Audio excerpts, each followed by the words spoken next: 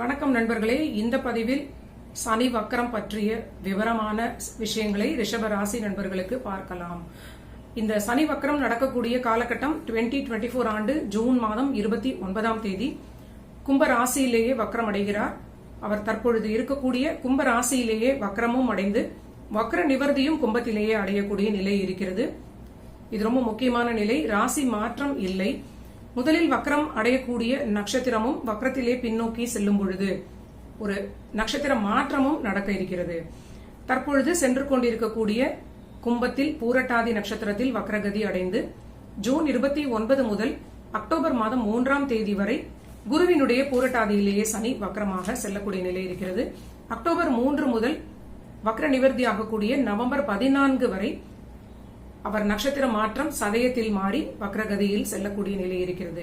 November 14 வக்ர நிவர்த்தி அடைந்து மீண்டும் சதயத்தில் ஃபார்வர்டாக நகர்ந்து புரட்டாதிக்கு நேர்கதியில் அவர் ஃபார்வர்டாக நகரப் போகிறார்.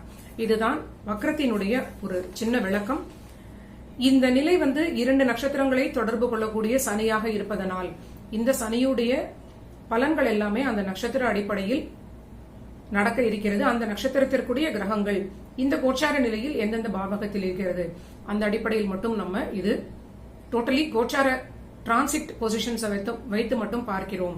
உங்களுடைய சுய ஜாதகத்தில் என்ன பலன்கள் அப்படிங்கிறது நமக்கு இதை விட சற்று கூடவோ குறையவோ நடக்க வாய்ப்பு இருக்கிறது. இப்பொழுது நம்ம ரிஷப ராசிக்கு பலன்களை பார்க்கலாம். இவர்களுக்கு கும்ப ராசியாக வரக்கூடிய அந்த வீடு 10ஆம் வீடு. 10ஆம் வீட்டில் சனி ஆட்சியாக இருந்து கொண்டிருந்தார். ரொம்ப நல்ல ஒரு தொழில் பலத்தை கொடுத்து கொண்டிருந்தார் அப்படின்னு சொல்லலாம். இருந்தாலும் கடுமையான பணிச்சுமையை ரிஷபராசி நண்பர்கள் அடைந்து கொண்டிருந்தார்கள். மேலும் ஜென்மத்திலே அமர்ந்த குருவாக இந்த ஆண்டு மே மாதம் குரு கிரகமும் இவர்களுடைய ஜென்மத்தில் அமர்ந்திருக்கிறார். அஷ்டமாதிபதியான குரு இவர்களுக்கு ஜென்மத்தில் அமர்ந்திருப்பது கண்டிப்பாக பொருளாதாரத்தில் மேன்மைகளை கொடுத்தாலும் மிகப்பெரிய சிரமங்களை தாண்டி ஒரு நாளையும் இவங்களுக்கு தள்ளக்கூட முடியாத அளவிற்கு பணிச்சுமை ரொம்ப அதிகமாக இருப்பதற்கு வாய்ப்பாக இருக்கிறது.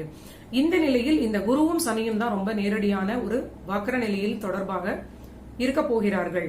ஏனென்றால் சனி வக்ரம் அடைவது பூரட்டாதியில் முதலில்.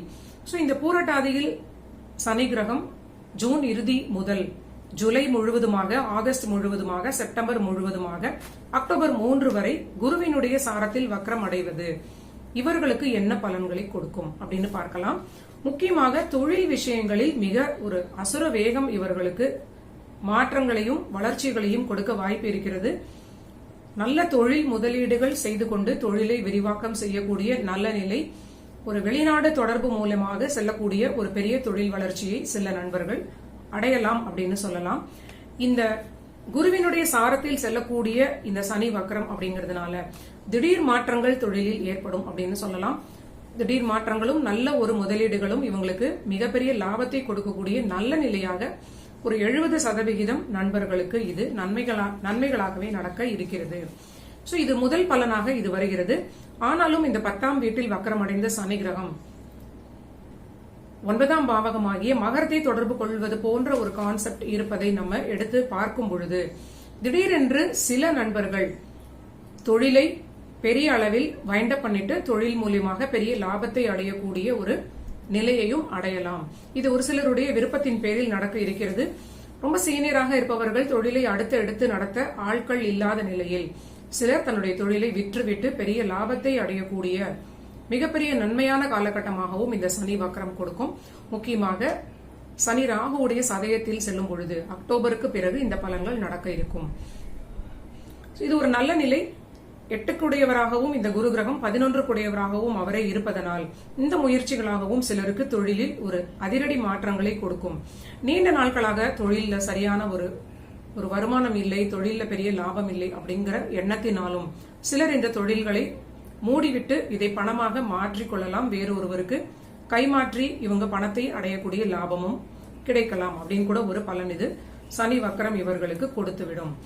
இந்த சனி வக்ரம் முக்கியமாக குருவினுடைய சாரத்தில் செல்வதனால் எந்த முடிவுகள் நீங்க எடுத்தாலும் ரொம்ப நிதானமாக கவனமாக நீங்க அமைதியாக எடுப்பது நல்ல நிலை. ஏனென்றால் ரிஷபத்திற்கு 8ஆம் வீடு அஷ்டமஸ்தானம் மாரகஸ்தானம் அப்படிங்கிற ஒரு அதிபதியாகவும் இந்த குரு வருவதனால் அவர் ஜென்மத்திலேயே இருப்பது இந்த காலகட்டம் முழுவதுமாக குருவினுடைய சாரத்தில் சனி வக்ரம் அடைவது, அந்த குரு அஷ்டமாதிபதியாக உங்களுடைய ரிஷபத்தில் ஜென்ம ராசியிலே இருப்பது, சந்திரனோடு இணைந்த குருவாக இருப்பது ஒரு தேவையில்லாத ஒரு தைரியத்தை கொடுக்கும்னு சொல்லலாம். குரு செல்லக்கூடிய நட்சத்திரமும் இந்த காலகட்டத்தில் சந்திரனுடைய ரோகிணி நட்சத்திரத்தில் செல்வதனால் தேவையில்லாத ஒரு விபரீதமான ஒரு தைரியத்தை நீங்க கையில் எடுக்க கூடாது. ரொம்ப நிதானமாகவும் ஓவர் கான்பிடன்ஸ் இல்லாமலும் இருப்பது உங்களுக்கு நிறைய நன்மைகளை கொடுக்கும். சோ உங்களுடைய முக்கியமான பலன்களாக இந்த குரு சாரத்தில் சனி வக்ரமாவது தொழில் ரீதியிலான திடீர் மாற்றங்களை சிலருக்கு கொடுக்கும். தந்தையுடைய உடல் நலத்தில் மிகப்பெரிய மாற்றங்களையும் மிகப்பெரிய திருப்பங்களையும் திடீரென்று கொடுப்பதற்கு அதிக வாய்ப்பு இருக்கிறது. அதே தாயாருடைய ஆரோக்கியத்திலும் ரிஷபராசி நண்பர்கள் அதிக கவனத்தோடு இருப்பது மிக முக்கியமான பலன்.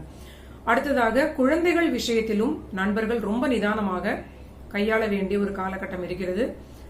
குரு என்று சொல்லக்கூடிய இந்த கிரகம் அஷ்டமாதிபதியாக இருந்து உங்களோட ஜென்மத்தில் இருப்பது, இந்த சனி வக்ரம் நேரடியாக குருவோடு தொடர்பாக இருப்பது, இந்த புத்திர காரகா அப்படின்னு சொல்லக்கூடிய குருவே உங்களுக்கு மிகப்பெரிய சிரமங்களை கொடுக்கலாம். கார்மிக்காக இந்த பலன்கள் இந்த காலகட்டத்தில் உங்களுக்கு சந்திக்கக்கூடிய சூழலை கொடுக்கலாம். சோ எந்த மாதிரியான பிரச்சனைகளை உங்க குழந்தைகள் உங்களுக்கு ஸ்ட்ரெஸ்ஸாக கொடுப்பார்கள் அப்படின்னா, உங்களுடைய குழந்தைகளுக்கு திடீரென்று உடல் நலம், மனநலம் இந்த மாதிரியான சிக்கல்கள் ஏற்படலாம். உங்களுடைய குழந்தைகளுடைய காதல் தொடர்பான விஷயங்களால் உங்களுக்கு மன குழப்பங்கள், சில ஒரு சஞ்சலமான நிலை ஏற்படலாம். உங்களுடைய குழந்தைகளுக்கு புத்திரபாகியம் தொடர்பான இல்லைன்னா மேல் படிப்பு சம்பந்தமான முடிவுகளை எடுக்கக்கூடிய நிலை, அதுல ஒரு சிக்கல்கள், இது போன்ற நிலையை ரிஷபத்தினுடைய குழந்தைகள் சந்தித்து அதனால் உங்களுக்கு ஒரு பெரிய ஒரு குழப்பம், ஸ்ட்ரெஸ் உங்களுக்கு ஏற்படலாம். சோ எந்த ஒரு நிலையாக இருந்தாலும் நீங்க ரொம்ப நிதானமாக அமைதியாக முடிவெடுப்பது, நிறைய நண்பர்களுடன் உங்க ஃபேமிலியில் இருக்கக்கூடியவர்களுடன் கலந்து பேசி முடிவுகளை எடுப்பது ஒரு நல்ல நிலையாக இருக்கும். அடுத்ததாக இந்த ரிஷபராசிக்கு இந்த சனி வக்ரம் குருவினுடைய சாரத்திலேயே செல்வது அப்படின்னு சொல்லக்கூடியது திருமண வாழ்விலும் ஓரளவிற்கு நீங்க அனுசரித்து செல்ல வேண்டிய ஒரு காலகட்டம். உங்களோட வாழ்க்கை துணையுடைய ஆரோக்கியத்திலும் சற்று அக்கறையாக இருப்பது ஒரு நல்ல நிலை. அவங்களுக்குமே மெட்டீரியல் லாபங்கள் ரொம்ப நல்லா இருக்கு. ஆனால் ஆரோக்கியம் அப்படின்னு சொல்லக்கூடியது அதிகமாக டார்கெட் பண்ணப்படக்கூடிய நிலை போல தோன்றுகிறது. சோ உங்களுக்குமே தொழில் வருமானம் சிறப்பாக இருக்கும். உங்களுடைய ஸ்பவுஸ் அப்படின்னு சொல்லக்கூடிய உங்கள் கணவரோ அல்லது மனைவியோ அவர்களுக்குமே ஒரு நல்ல பொருளாதாரத்தில் சிறப்பான நிலை இருக்கிறது. ஆனால் எவ்ரிடே உங்களுக்கு மனநலமும் உடல் ஆரோக்கியமும் சிறப்பாக இருந்தால் மட்டுமே நம்ம நல்ல ஒரு ப்ரொடக்டிவிட்டி கொடுக்க முடியும் அப்படிங்கறத நம்ம எளிதாக உணர முடியும். சோ இது ரொம்ப முக்கியமான நிலை. முக்கியமாக தொழில் ரீதியிலான புதிதான முடிவுகளில் ரொம்ப நிதானமாக முடிவெடுக்க வேண்டும். சிலருக்கு தொழிலை விற்றுவிடலாமான்னு தோன்றக்கூடிய நிலை தேவையில்லாத ஒரு முடிவாக கூட இது இருக்கலாம். இது ஓரளவிற்கு உங்களுக்கு இதுக்கு மேல் தொழில் வேண்டாம் அப்படின்னு நினைக்கிறவங்க அந்த முடிவுகளை எடுக்கலாம். இல்ல உங்களோட தசாபுத்தி காலங்களை சற்று நீங்க பொறுமையாக அனுசரித்து காத்திருக்க வேண்டுமா அப்படிங்கறத நீங்க உங்க சுய ஜாதகம் பார்த்துதான் ரொம்ப மேஜரான முடிவுகளை எடுக்க வேண்டும். ஏனென்றால் மகரத்தில் இருக்கக்கூடிய பிறவி சனி கிரகம் இருக்கக்கூடிய ரிஷபராசி நண்பர்களுக்கு தொழில் ரீதியிலான பெரிய சிக்கல்களை கொடுப்பதற்கு அதிக வாய்ப்பு இருக்கிறது. சோ இந்த காலகட்டத்தில் நீங்க உங்க சுய ஜாதகமும் தசாபுத்திகளும் பார்த்து கொண்டு முடிவுகளை எடுப்பது ரொம்ப நல்ல நிலை. இந்த காலகட்டம் முழுவதுமாகவே ரிஷபராசி நண்பர்கள் ஒரு மனநிலையில் தினமும் உங்களுக்கு ஒரு நல்ல ஒரு ஹெல்தியான மனநிலை, குழப்பங்கள் இல்லாமல், ஸ்ட்ரெஸ், ஆங்ஸைட்டி இல்லாமல் இருக்கணும் அப்படின்னா கண்டிப்பாக மூச்சு பயிற்சி, தியான பயிற்சி, யோகா, மனப்பயிற்சிகள், இந்த மாதிரி ரெகுலரான பிரேயர்ஸ், மந்திர ஜபம் இது போன்று செய்வது கண்டிப்பாக அதிக மனோபலத்தை கொடுக்கும் அப்படிங்கிறது ஒரு எவிடென்ஷியலான ஒரு உறுதிப்படுத்தப்பட்ட ஒரு உண்மை. சோ கண்டிப்பாக இதை நீங்க இது நாள் வரை செய்யாதவர்களாக இருந்தாலும் இந்த காலகட்டத்தில் ரிஷபராசி கண்டிப்பாக இந்த பயிற்சிகளை செய்து கொள்வது ரொம்ப நல்ல நிலை கொடுக்கும். அவரவர்களுடைய சௌகரியத்திற்கு ஏற்றாற் போல உங்களால ரெகுலரா வெளியில போய் வேலை செய்ய முடியும் அப்படின்னா, ஆர்வம் இருக்கும் அப்படின்னா நீங்க ஜிம் ஜாயின் பண்ணலாம். ரெகுலராக ஒரு நல்ல ஒரு ஃபிட்னஸ் பிராக்டிசஸ் நீங்க செய்யும் பொழுது மென்டலி நல்ல ஃப்ரெஷ்ஷா உணரலாம். இல்ல ஒரே இடத்துல உட்கார்ந்து தான் உங்களால ஒரு லேசியா இருக்கக்கூடிய நேச்சர் அப்படின்னா நீங்க ஜபங்கள் செய்யலாம்.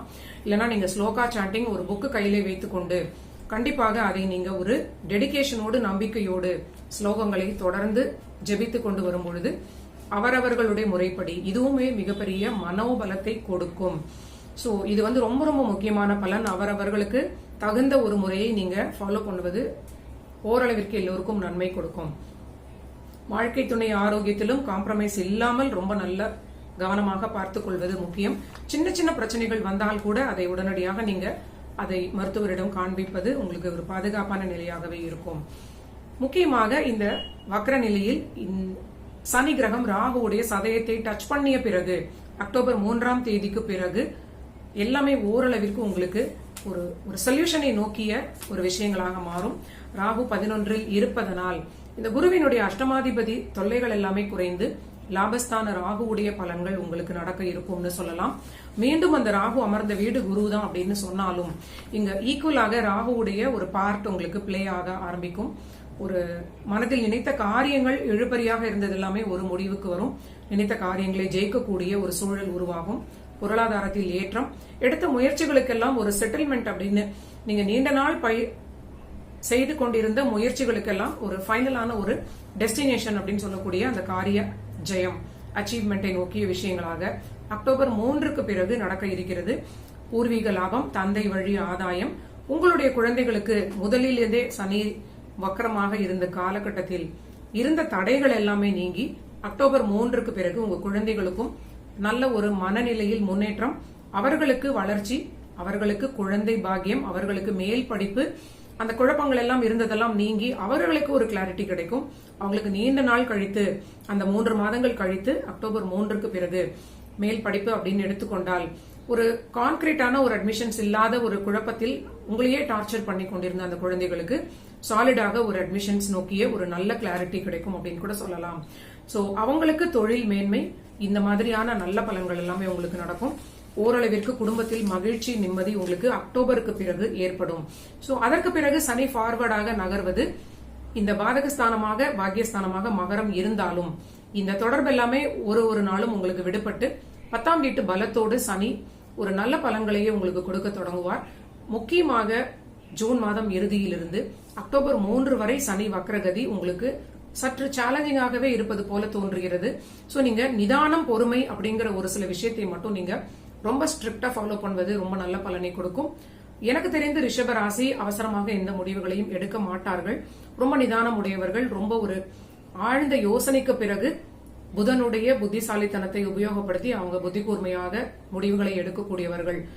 ஆனாலும் இந்த கிரகத்தினுடைய ஒரு சிக்கலில் மாட்டிக்கொள்ளும் பொழுது நம்ம எல்லோருமே சற்று கவனமாக இருப்பது நன்மை அளிக்கும் அப்படிங்கிற அடிப்படையில் இந்த ரிஷப ராசிக்கு சனி வக்கர பலன்களை நான் இங்கே கொடுத்திருக்கிறேன். நன்றி நண்பர்களே. நீங்க எல்லோரும் என்னுடைய சேனல்ல கண்டிப்பாக சப்ஸ்கிரைப் பண்ணிட்டு தொடர்ந்து பாருங்க. ரிஷப ராசியில் உங்களுடைய ஃபேமிலியில, ஃப்ரெண்ட்ஸ் சர்க்கிள்ல இருக்கக்கூடிய நண்பர்களுக்கும் குடும்ப உறுப்பினர்களுக்கும் ஷேர் பண்ணிட்டு தொடர்ந்து பாருங்க. அடுத்த பதிவில் அடுத்த ராசிகளுக்கு பார்க்கலாம்.